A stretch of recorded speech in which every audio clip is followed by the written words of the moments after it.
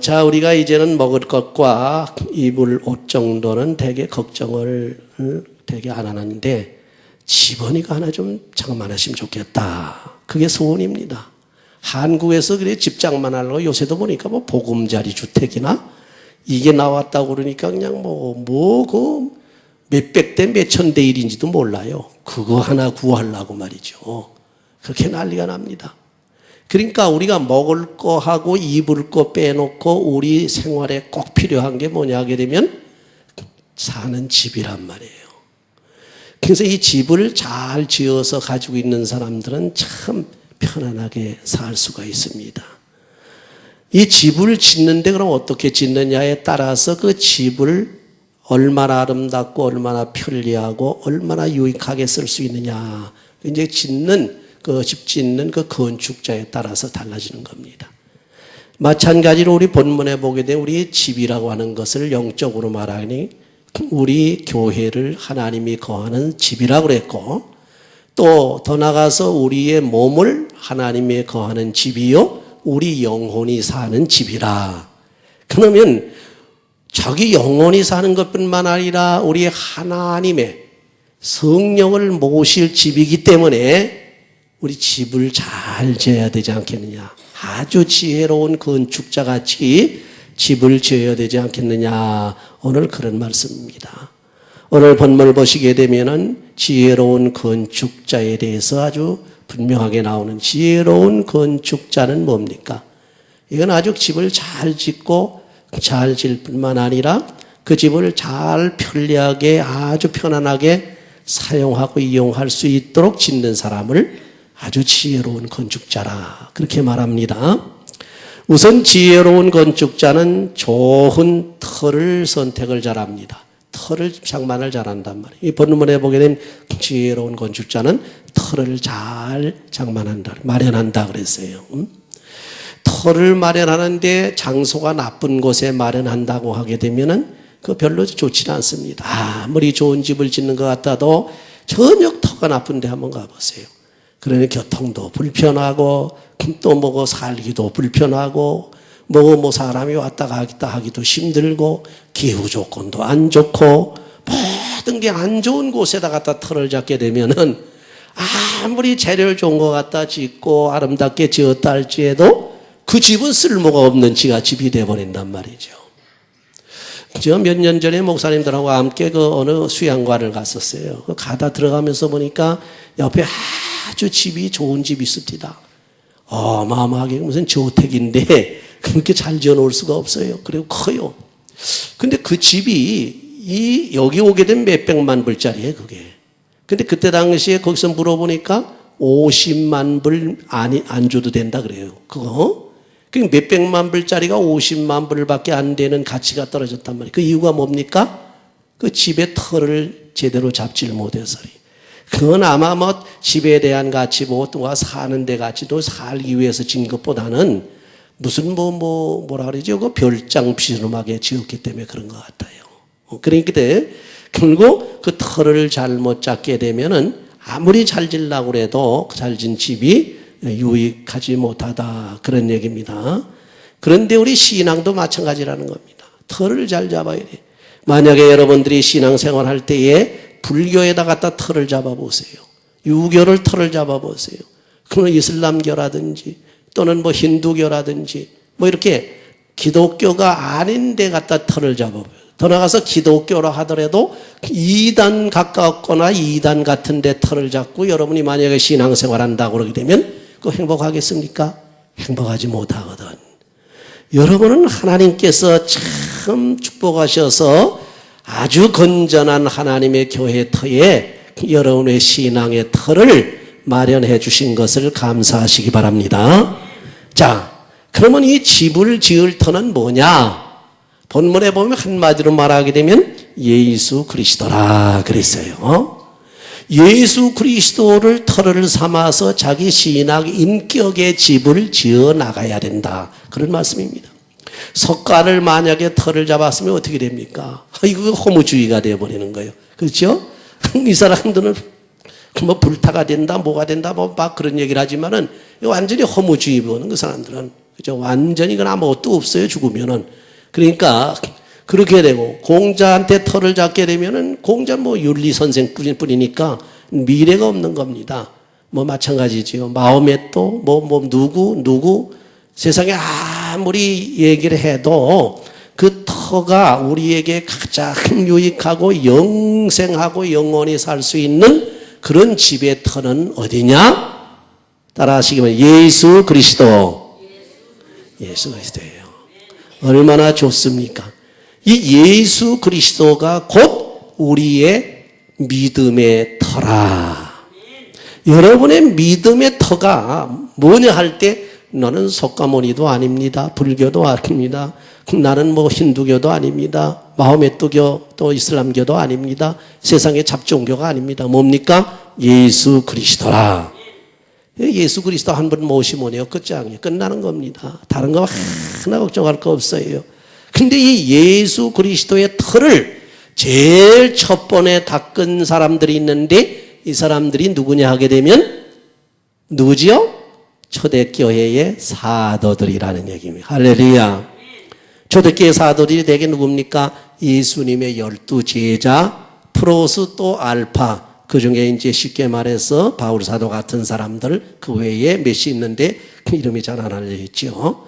어쨌든 이렇게 예수님을 직접 만나보고 따르고 예수님의 교육을 받고 교훈을 받고 성령으로 거듭난 사람들이 예수님의 터를 닦아놨단 말이에요. 그게 사도들이 닦아놓은 터예요. 사도들이 닦아놓은 그 터 위에 우리가 뭐 어떻게 해요? 자신을 건축한단 말이에요. 그래서 유다서에 보게 되면은 믿음의 터 위에 자기를 건축하라 그랬어요. 믿음의 터에 자기를 건축하라. 그래서 그 믿음의 터는 누구냐? 예수 그리스도라. 여기가 아주 쉽습니다. 예수 그리스도 터가 가장 좋은 터입니다. 이 터를 잘못 잡게 되면은 구원 못 받지 않습니까? 우리는 예수 그리스도의 우리 믿음의 터, 우리의 믿음의 집의 건축의 터, 이 터를 잡게 되어져서 우리에게는 구원이 약속됐고 천국 집이 지어져 가는 줄 믿으시기 바랍니다. 그러면 이 터를 잘 잡아놔도 사실 그 집을 지을 때 재료가 좋지 않게 된 문제. 여러분 그 노아 방주 때에 그 방주를 짓는 제도를 한번 보시게 되면 하나님께서 전부 지시를 해가지고 제도대로 집을 짓습니다. 짓는데 그 지을 때의 재료들을 보니까요 전부 좋은 재료야. 세상에서 가장 좋은 재료고 썩지 아니하고 변하지 아니하고 가라앉지 아니하고 물이 새지 아니하고 이런 재료들을 썼단 말이죠. 이것이 우리가 다시 이제 모세 시대에 와서 보게 되면 성전인데 성막 성전이죠. 그걸 질 때 보기에는 그 백향목이라든지 잣나무라든지 뭐 또 거기에 금은으로 입혀가지고 가장 좋은 재료들, 가장 값진 재료들, 내구성이 있고 변치 아니한 불변성의 재료들, 이런 재료들을 가장 또 귀한 재료들로 성전을 지었단 말이에요. 여러분의 믿음의 집도 그런 것으로 지어야 된다 그런 얘기입니다. 여기 본문에 보게 되면 뭐라고 그랬습니까? 그 재료가 있는데 6가지 재료가 나옵니다. 그 중에 반은 아주 좋은 재료예요. 그건 아주 좋은 재료인데 나머지 반 3가지는 좋지 않은 재료예요. 그렇죠? 좋은 재료는 뭡니까? 그것은 은이라든지 금이라든지 그 다음에 보석. 은금 보석은 변합니까? 안 변합니까? 안 변하지요. 귀합니까? 안 귀합니까? 귀하지요. 가치가 있습니까? 없습니까? 가치가 있지요. 값이 나가지요. 이 재료란 말이에요. 근데 그 다음에 나오는 재료는 뭡니까? 뭐죠? 나무와 집과 또 그 뭐라 그랬죠? 풀. 이거는 사실 크게 뭐 가치도 별로 없을 뿐더러 이건 그냥 오래 두면 썩어요. 그렇죠? 그 다음에 불에다 집어쳐 놓으면 다 타버리고 없어집니다. 그렇죠? 이건 좋지 않는 재료예요. 그래서 이 바울 사도가 여기서 2가지를 비교해서 설명한 것은 좋은 재료는 금은 보석이요, 나쁜 재료는 풀과 집과 나무요. 이렇게 갈라놓은 이유가 있습니다. 좋은 재료는 뭡니까? 이거는 변함이 없고 이거는 영구적일 뿐만 아니라 가치가 있고 아름답고 아주 좋은 재료인데 이것을 가르쳐서 사도들이 쓴 재료라 그래요. 초대교회 사도들이 하나님의 교회를 건축하고 여러분을 우리를 건설하기 위해서 우리를 건축하기 위해서 쓴 재료가 은금 보석이더라. 이건 뭡니까? 변치 아니하고 아주 귀중하고 값이 나가고 세상에서 비교할 수 없을 정도로 독보적인 그런 존재의 그런 재료인 바로 뭡니까? 가장 고귀한 재료인데 이것을 가르쳐서 본문에서는 하나님의 변치 않은 진리의 말씀이요 예수 그리스도의 말씀이요 하나님의 진리란 말이에요. 그렇죠? 그래서 여러분 바울 사도를 중심으로 해서 과거의 초대교회가 막 번성을 하고 물론 그 다른 제자들도 많이 저걸 했지만 바울 사도가 굉장히 이방에까지 전파하지 않았어요? 할 때마다 바울 사도가 경계한 것이 뭡니까? 다른 교훈을 갖다가 절대로 받아들이지 말라고 그랬어요. 그렇죠? 다른 교훈, 이단적인 거 또는 잘못된 교훈, 잘못된 철학, 성경에 보게 되면 뭡니까? 이리 때와 같은 사람들이 가져 들어오는 철학, 이게 바로 뭐냐면 노스틱시즘이라고 그래가지고 영지주의라고 그래요. 이런 것들을. 이건 전부 나쁜 재료란 말이에요. 이거는 집을 짓는 것이 아니라 집을 잘못 지어가지고서 완전히 집을 망가뜨리는 그런 재료입니다. 이거는 거짓 교훈이다. 그런 얘기. 좋은 재료는 하나님의 참 교훈이요 예수 그리스도의 참 진리라고 한다면은 나쁜 재료는 사탄과 그 사주를 받는 그 거짓 선생들의 거짓 교훈. 이게 바로 잘못된 사이비 교훈들이다. 그래서 우리가 집을 지을 때 다시 말하면 우리가 신앙생활할 때 그런 데 쏠리면 안 된단 말이에요. 우리가 신앙생활할 때는 어디에 쏠려야 돼요? 하나님의 말씀, 진리, 아주 변치 아니하는 그런 쉽게 말하면 우리의 신앙의 집을 짓고 인격의 집을 지을 때는 변하지 않은 하나님의 말씀으로 지어야 되고 변치 않은 진리로 지어야 되고 아주 값진 그런 금은 보석과 같은 진리의 말씀으로 하나님의 말씀으로 지어야 된다. 아마 여러분들이 이해를 하고 쉽게 하실 줄 믿습니다. 그래서 여기에 지혜로운 건축자는 좋은 재료를 쓰는데 그게 뭐냐면 금은 보석이다. 바로 우리가 신앙생활하고 교회 생활하고 세상에 사는 동안에 우리 영적으로 필요한 재료들이 집을 짓는 재료들이 뭐냐 하게 되면 금은 보석과 같은 하나님의 변치 아니하고 고귀한 진리의 말씀인 줄 믿으시기 바랍니다. 그래서 다른 교훈에 귀를 기울이지 말라 그랬어요. 누가 그저 유혹을 해도 거기 귀를 기울이지 말라. 여호와 증인이 와서 달콤한 소리 해도 no 하고서 거기 그 귀를 기울이지 말라 그런 얘기입니다. 그게 바로 좋은 것으로 짓는 겁니다. 근데 이 재료는 뭡니까? 우선 뭐 세상에 여긴 안 나와 있습니다만은 보통 그냥 둬도 되게 좋은 재료는 그냥 있습니다. 나쁜 재료는 썩어요. 그렇죠? 좋은 재료 금이나 은이나 보석 보세요. 천년 만년 두어도 그 변질 안 됩니다. 금이 변합니까? 안 변하거든요. 그렇죠?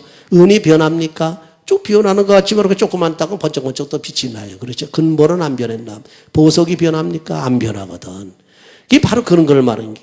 근데 세상에 그 다른 물건들은 그냥 내버려 둬도 썩어요. 썩어. 오래 두면 썩어요.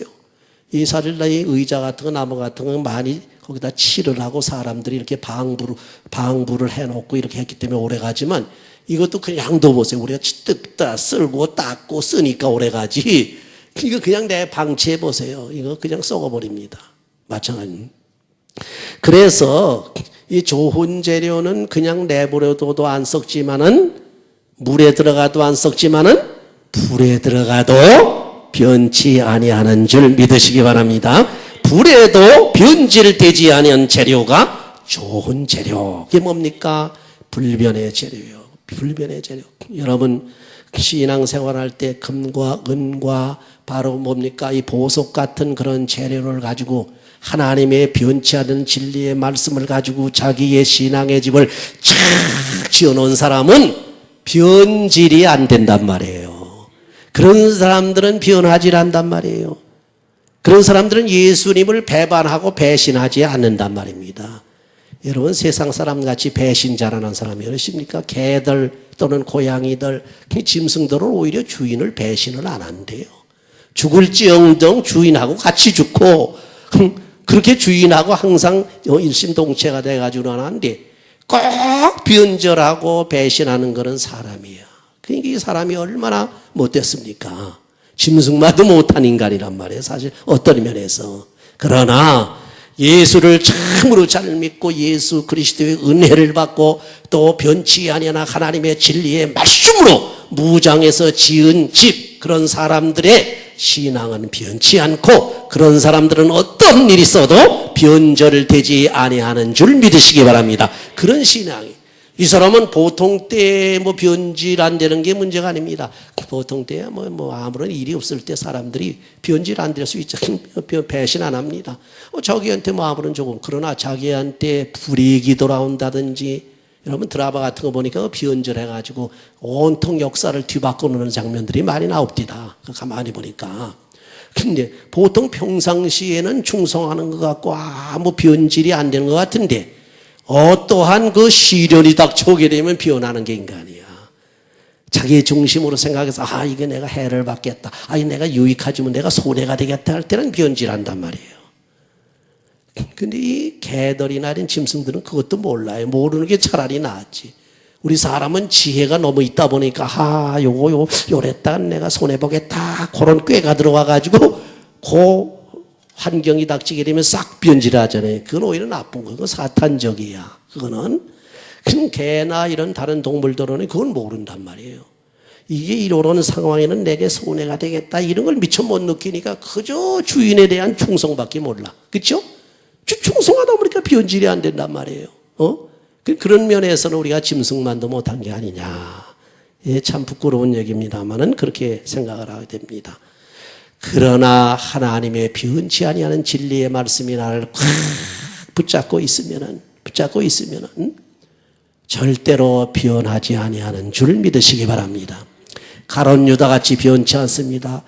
설령 내가 몸이 연약하고 쿵짝하고 마음이 약하고 모든 게 부족해서 연약해서 잠깐 변하는 것 같다 하더라도 제정신이 돌아오면 베드로와 같이 가슴을 치고 다시 돌아오는 줄 믿으시기 바랍니다. 그래서 예수의 진리의 말씀으로 자기 집을 짓는 사람은 변질이 안 된다, 그런 얘기입니다.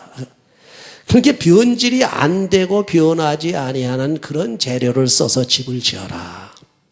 그러면 아무리 변질이 안 되고 물질이 좋은 물질 재료를 썼다 하더라도 그 구조가 엉망진창이고 나쁘고, 다시 말하게 되면 살기에 불편하게 집을 지어놔 봐요. 그것도 좋은 집이 아니죠. 그렇죠? 지혜로운 건축자는 좋은 재료 쓰는 것뿐만 아니라 설계를 잘해가지고 아주 편리하게, 살기에 편리하게 이렇게 설계를 해가지고 집을 짓는단 말이에요. 여러분 세상에서 사는데 말이죠, 이런 게 있어요. 누구라고는 제가 말할 수 없는 얘기입니다. 어느 집에 가보니까요, 그 집이 살림은 많아. 책이 그냥 얼마나 많은지 말이죠. 저도 사실 책을 많이 버리고 요새는 책을 안 사니까, 되게 별로 안 사니까 그렇지만 옛날에 한국에서부터 책 많기로 꽤 유명해서 다 버리고 이제 중요한번 가져왔는데, 그러니까 이민관에 와가지고서 놀라요. 지금도 크게 많지는 않은데도. 그리고 그 얼마나 되는지 몰라도 쫙 책이 있으니까 정리를 쫙 해놓으니까 그 사람들 와서 하지마, 이걸 만약에 막 틀어놓고 사람이 앉을 곳도 없이 막 해놔보세요. 그런 적이 안 됩니다. 그렇죠? 그러니까 어느 집에 가게 되면 집 구조부터 잘못된 데가 많아. 뭐 하려고 그렇게 구조를 만들어 놨는지, 집을 왜 방을 그렇게 만들어 놔요.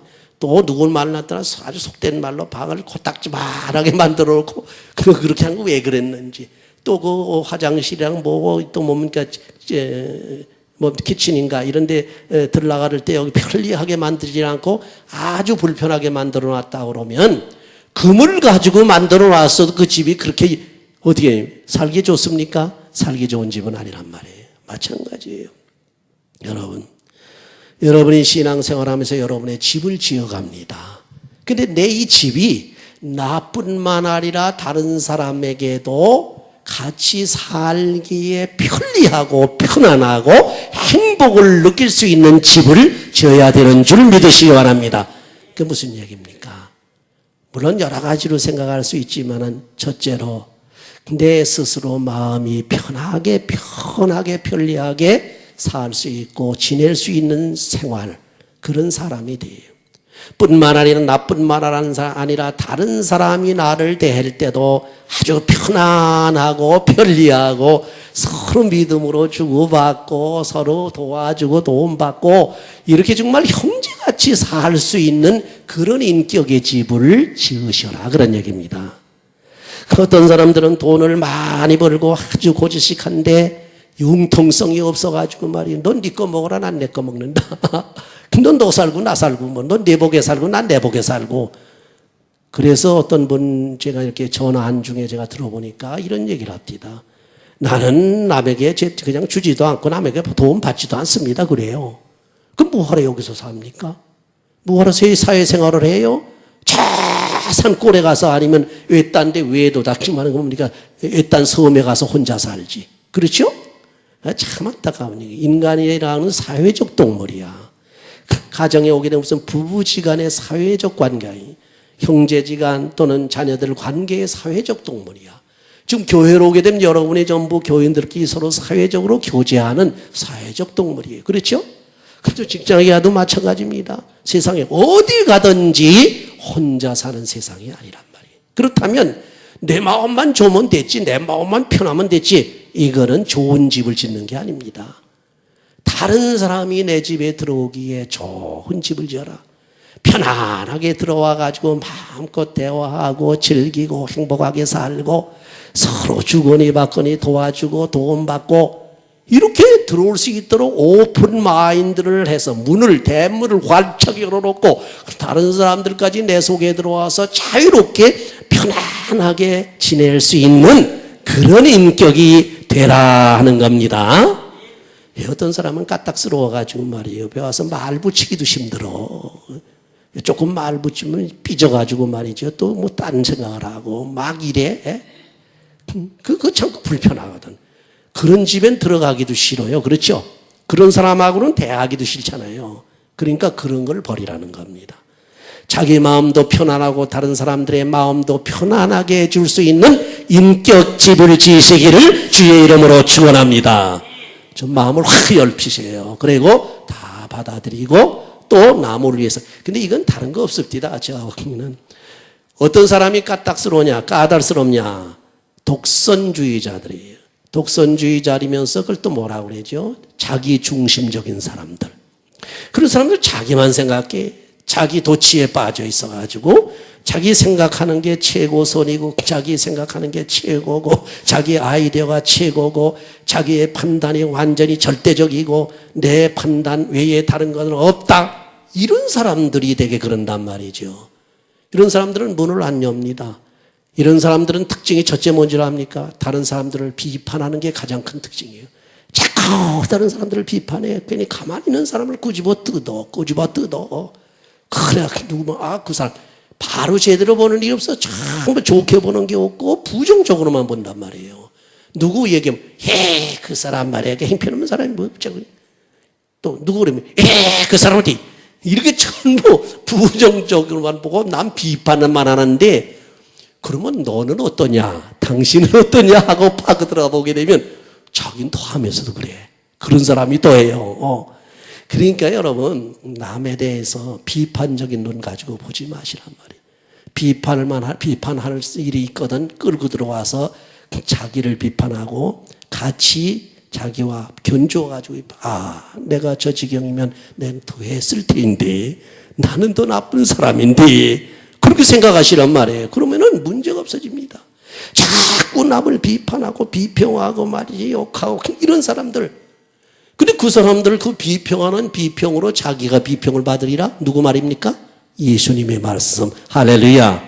마태복음 7장 1절에 그런 거로 너희들은 비판을 받지 아니하라 하거든 남을 비판하지 말라. 왜 그런지 아세요? 저는 그 주위에 인간관계 하면서 그걸 너무나 많이 느끼기 때문에 그래요. 쉽게 말해서 어떤 분이 자꾸 누구의 약점을 비판을 합니다.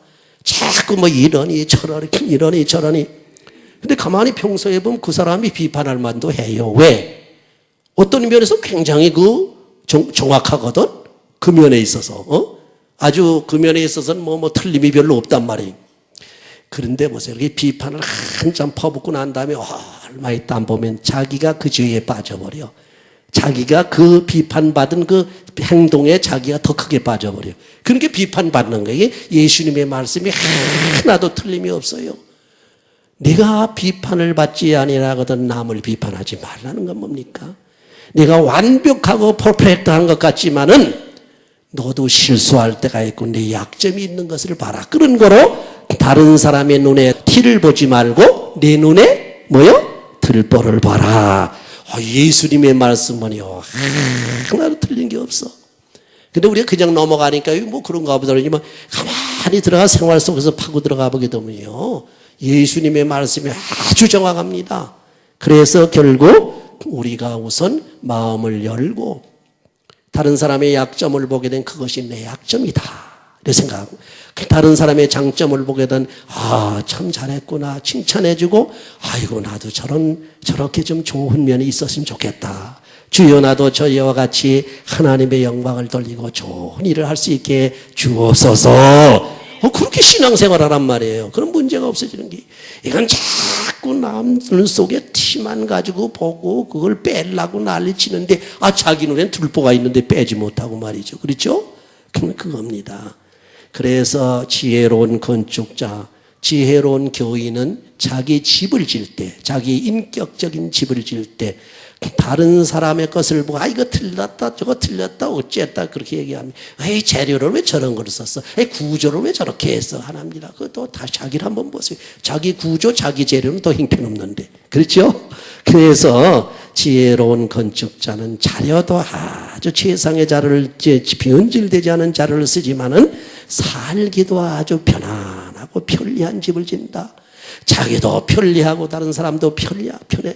자기도 편안하고 다른 사람도 대하기가 편해. 여러분 사람들에게 교제하고 대할 때 사람에게 편안한 사람이 따로 있잖아요. 그렇죠? 그거 참 복된 사람입니다. 근데 어떤 사람은 가서 접근하기도 까다롭고 접근하기도 힘들어요. 그렇죠? 아주 겁이 나고 말이죠. 제가 어떤 분 보고 당신 좀 아무에게 전화 좀 해. 그랬지요. 근데 그게 이제 문제가 있어서 여기서 얘기할 건 아니기 때문에 얘기를 안 합니다만은 그 문제가 있는 분이 문제가 있어가지고 쉽게 말해서 삐졌어. 삐져서 제가 다른 분 보고 당신 좀 전화 좀 한번 해봐. 그랬더니 아이고 나 무서워 못해. 그러더니 무서워서 못한대요. 왜 그러냐니까 아이고 말 한번 했다 내가 왜 뒤에 당하면 큰일 나. 그런 사람들이 돼서는 안 된다 그런 얘기죠. 설령 자기가 오해를 하고 자기가 몹시 심령이 상했다 할지라도 다른 사람이 전화를 해서 접근하게 되면은 마음문을 오픈 마인드를 하고 자기를 깨닫고 자기가 저들에게 심려를 끼쳐주었구나 하고 오히려 반갑게 받아가지고 그 사람을 편안하게 받아들여가지고 편안한 대화를 해야 되는 줄 믿으시기 바랍니다. 그게 바로 좋은 건축이고 지혜로운 건축자가 진 좋은 집입니다. 마지막으로 하나 여러분 그러면 지혜로운 건축자는 어떤 건축자냐? 여기 있는 대로 터도 좋고 잘해도 좋은데 엉망진창으로 지어놓게 된 그 문제란 말이죠. 이거 뭐요 전문가가 아니고 건축 기술자가 아니고 아주 전혀 아무것도 모르서 갖다 지으라고 그래봐요. 이건 뭐 엉망진창으로 지어놔. 이것도 좋은 게 아니죠. 그렇죠? 지혜로운 건축자는 그런 거로 아주 기술이 좋은 사람을 또 아주 정직하고 그런 사람 잘 짓는 사람을 선택하는 줄 믿으시기 바랍니다. 여러분 보세요. 하나님께서도 모세에게 성전을 지을 때 이렇게 지으라 그리고 누구를 선정을 해서 짓도록 하라 해서 여러분 성경에 보게 되면 출애굽기에 든 거 있잖아요. 거기에 올리바마 같은 사람들 말이죠. 그런 사람들을 택해가지고 지으라고 그러지 않았습니까? 그러니까 하나님께서 주신 은사를 가지고 있는 사람들을 선택을 해서 지어라 하는 얘기는 뭡니까? 다른 사람의 집을 짓는 것뿐만 아니라 내 신앙 인격의 집을 지을 때도 내 생각대로 막 집을 짓지 말라 이거예요. 내 생각과 내 기술과 내 아이디어, 내 디자인대로 짓지 말라는 겁니다. 하나님께서 주신 은사를 따라서 지으라는 겁니다. 하나님께서 주신 그 은사 뭡니까? 말씀을 통해 주시는 은사를 따라 지으라. 그래서 여러분이 자기 자신의 건축을 할 때에도 어떻게 합니까? 자기 멋대로 신앙생활 하지 말라 그 얘기입니다. 자기 멋대로 지어나가지 말라. 하나님의 말씀에 따라서 주신 은사를 따라서 차근차근 지어나가라. 그렇게 되면은 아주 공들여서 짓는 그런 집을 짓게 되면 훌륭한 집을 지을 수가 있다는 겁니다. 그렇기 위해서는 자기 속에 기술자가 많아요, 여러분. 기술자 여러분 속에 많습니다. 여러분의 그 머리, 두뇌도 기술자가 될 수 있고, 여러분의 또 뭐 가지고 있는 탤런트들 있잖아요. 기술자가 있고, 여러분의 또 손도 기술자가 되고 말이죠. 또 내가 가지고 있는 모든 오관을 통해서도 기술자가 되고, 그러니까 내가 가지고 있는 그 하나님의 은사를 따라서 총동원해서 내 기능을 총동원해서 하나님의 말씀이 설계한 대로 잘 지어나가게 되면 하나님의 성전과 같은 아름다운 집을 짓는 줄을 믿으시기 바랍니다. 그래서 이 집이 하나님께 인정을 받아야 된단 말이에요. 하나만 말씀드리고 마침 여러분 한국이 얼마나 발전이 됐는지 요번에 뭐 며칠 전에 그 인천대교가 개통이 됐더라고요. 그렇죠? 근데 인천대교가 뭐 그게 뭐 얼마 50리? 한 20, 한 4km 이상 된대요. 물론 올리엔디는 그 다리는 뭐 24마일 이상 되니까 훨씬 더 크죠. 그 30km 이상 되니까 훨씬. 세계에서 크기가 한 7번째? 몇 번째 크다고 이 다리야, 인천. 근데 거기에 들어간 기술이라고 하는 건 지금 어느 나라가 못 다룰 정도랍니다. 아주 첨단 기술로 얼마나, 그래서 이 세계적으로 유명한 그 건축 쪽에서 기술이 최고라고 인정을 했어요. 응? 야, 한국의 인천대교가 세계에서 최고의 기술을 가지고 진 그런 다리다. 이게 세계 이름이 날 뿐만 아니라, 얼마나 가만히 보니까, 그냥 막 진 게 아니야. 설계를 잘 해가지고 자료도 좋은 거 쓰고, 또 아름답게, 그렇죠? 아름답게. 지어놔가지고 거기 뭐 관광객들이 몰리고 뭐 정신이 없거든. 여러분도 여러분의 신앙 인격의 집을 아름답고 편리하고 좋은 재료로 기능이 좋고 아주 좋고 아름다운 여러분의 인격들을 잘 지어서 다른 사람들이 보기만 해도 몰려올 수 있는 사람이 되시길 바랍니다. 여러분이 다른 사람들이 몰려들어야 돼. 저분은 사귀고 싶다. 저분한테 가게 되면 뭐 좀 얻을 것 같다. 저분한테 가게 되면 내가 배울 게 있다. 저분한테 가게 되면 내가 참 신앙을 얻고 뭘 하게 되겠구나. 해가지고 사방에서 몰려올 수 있는 그런 신앙 인격 건축을 해야 된다. 결론 간단하죠. 그렇죠? 그런 거로 여러분의 신앙 인격을 그렇게 편리할 뿐만 아니라 좋은 재료 쓰고 기술자를 아주 좋은 기술자를 대고 해가지고 다른 사람 보기에도 아주 아름다운 그런 신앙 인격의 집을 되셔서 그런 신앙 인격자들이 되시기를 주의 이름으로 축원합니다.